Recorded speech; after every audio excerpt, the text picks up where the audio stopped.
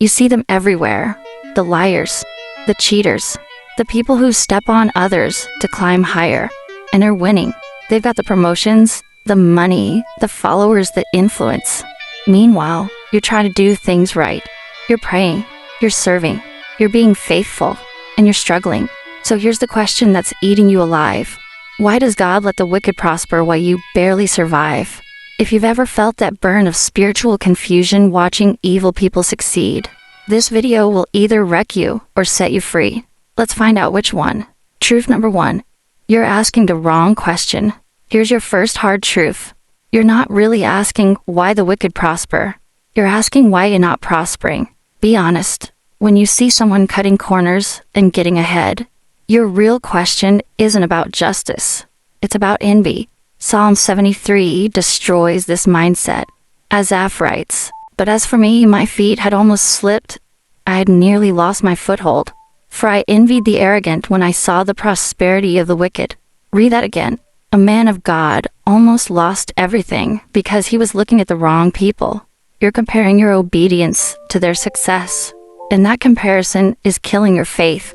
Here's what you need to understand. Their prosperity is not proof that God approves of them.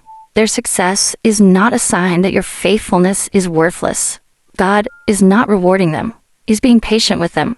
Romans 2 verse 4 says God's kindness is meant to lead them to repentance. Every day they prosper without consequence is another day God is giving them to turn around. But you're so busy watching them succeed that you've stopped watching God work in your life. Stop measuring your spiritual journey against someone else's temporary wins. Truth number 2. What they have isn't what you think it is. Second brutal truth. The success you're envying is hollow. You see the house, the career, the Instagram life, the confidence. You don't see what's happening inside them. Proverbs 14 verse 12 warns, "There's a way that appears to be right, but in the end it leads to death." That person who lied their way to the top, they're terrified someone will expose them. That influencer who fakes their life for followers, they're drowning in comparison and self-hatred. That business owner who cheated everyone, they can't sleep at night. You think they're winning. God sees them as spiritually bankrupt.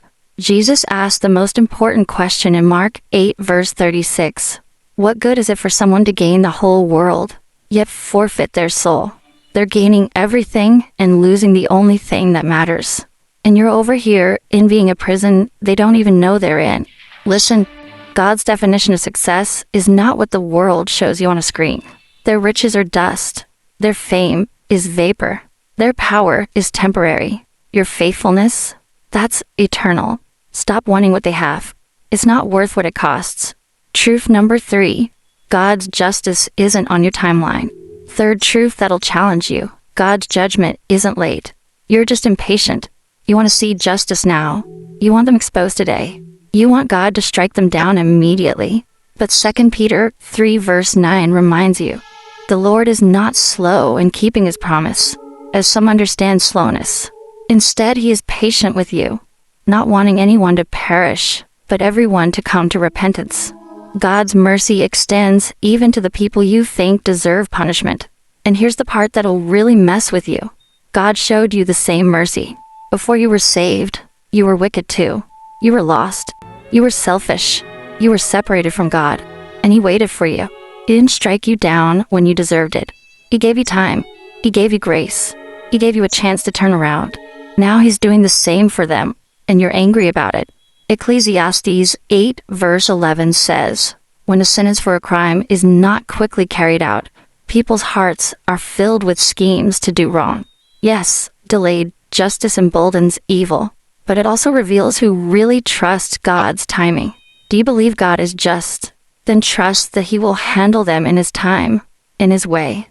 Your job isn't to be their judge. Your job is to stay faithful while God works. Truth number 4. Their end is coming, and it's terrifying. What looks like success now is heading toward destruction. Psalm 73 doesn't stop at envy. Asaph keeps going. Surely you place them on slippery ground.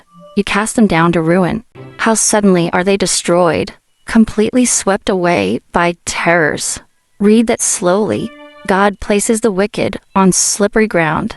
Their foundation is unstable. Their success is built on sand. And when it collapses, and it will collapse, it will be sudden, complete, terrifying. You think they're untouchable?